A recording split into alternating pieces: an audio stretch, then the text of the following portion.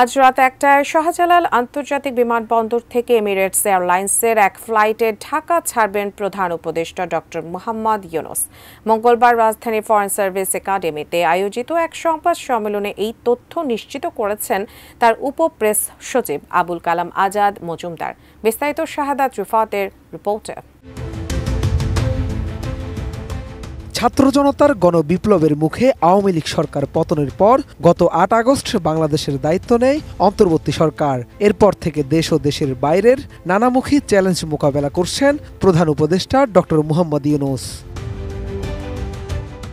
তবে সব আলোচনা সমালোচনা ছাপিয়ে রাষ্ট্র সংস্কার ও সুষ্ঠু নির্বাচন উপহার দিতে কাজ করছেন অন্তর্বর্তী সরকারের এই প্রধান উপদেষ্টা। বহির্বিশ্বের শক্তিধর দেশগুলোর সাথে সম্পর্ক জোরদার ও অর্থনৈতিক চাকা সচল রাখতে আন্তর্জাতিক বিভিন্ন সভা সমাবেশেও যোগ দিচ্ছেন ডক্টর মোহাম্মদ ইউনূস। এরই অংশ হিসেবে আজ রাত ১টায় শাহজালাল আন্তর্জাতিক বিমানবন্দর থেকে এমিরেটস এয়ারলাইন্সের এক ফ্লাইটে ঢাকা ছাড়বেন প্রধান উপদেষ্টা ডক্টর মোহাম্মদ ইউনূস। তবে তার সফর সঙ্গী কারা হবেন তা জানা যায়নি। প্রধান উপদেষ্টার এই বিদেশ যাত্রার বিষয়টি নিশ্চিত করেছেন তার উপপ্রেস সচিব আবুল কালাম আজাদ মজুমদার।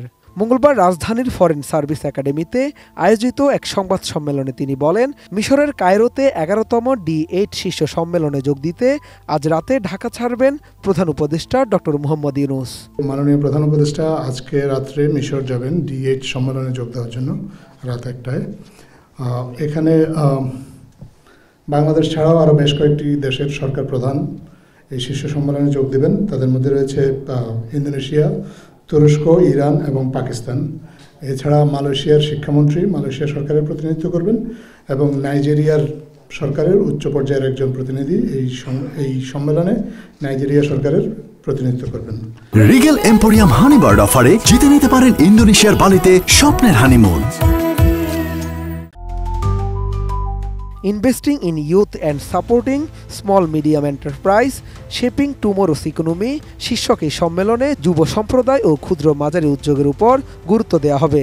প্রধান উপদেষ্টার উপপ্রেস সচিব জানান, বাংলাদেশি তরুণদের বৈশ্বিক প্ল্যাটফর্মে তুলে ধরার পাশাপাশি এসএমই খাতে দেশের সম্ভাবনা নিয়ে আলোচনা করবেন ডক্টর ইউনূস।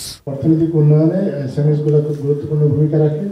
বাংলাদেশের ক্ষেত্রেও তাই এসএমইসগুলোকে আরও কীভাবে কাজে লাগানো যায়, আমাদের অর্থনীতিতে গতিশীলতা আনতে সে বিষয়ে সম্মেলনে আলোচনা হবে। এছাড়া জানা যায়, কায়রোতে অনুষ্ঠিতব্য এই সম্মেলনে ইরানের প্রেসিডেন্ট মাসুদ পেজেশকিয়ান, তুরস্কের প্রেসিডেন্ট রিসেপ তাইয়েফ এরদোয়ান, ইন্দোনেশিয়ার প্রেসিডেন্ট প্রাবো সুবিয়ান্তো, পাকিস্তানের প্রধানমন্ত্রী শাহবাজ শরীফ, মিশরের প্রেসিডেন্ট আবদেল পাত্তা আল সিসির উপস্থিত থাকার কথা রয়েছে। এছাড়া ডক্টর ইউনূসের পাকিস্তানের প্রধানমন্ত্রী শাহবাজ শরীফের সঙ্গে দ্বিপাক্ষিক বৈঠক হওয়ার সম্ভাবনা রয়েছে। D8 বা ডেভেলপিং এইড একটি অর্থনৈতিক সহযোগী সংস্থা। বাংলাদেশ, মিশর, Indonesia, Iran, Malaysia, Nigeria, Pakistan এবং তুরস্কের মধ্যে উন্নয়ন সহযোগিতা বৃদ্ধির লক্ষ্যে এই সংস্থাটি প্রতিষ্ঠিত। এর আগে গত 11-14 নভেম্বর আজারবাইজানের রাজধানী বাকুতে COP29 জলবায়ু সম্মেলনে অংশ নেন ডক্টর ইউনূস। সেখানে তিনি জলবায়ু পরিবর্তনের কারণে বাংলাদেশের ক্ষতির চিত্র এবং আন্তর্জাতিক সহযোগিতার প্রয়োজনীয়তা তুলে ধরেন।